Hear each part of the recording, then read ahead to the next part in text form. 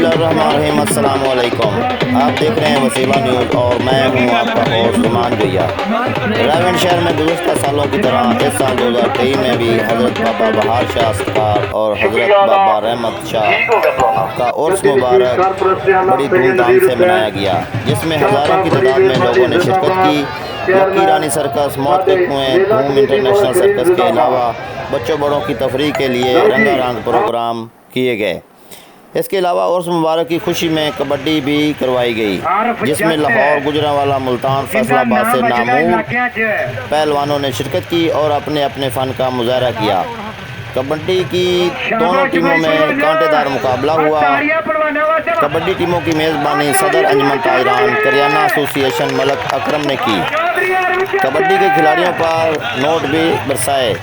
Report ज़ुमान भैया, वसीला news, Raigarh.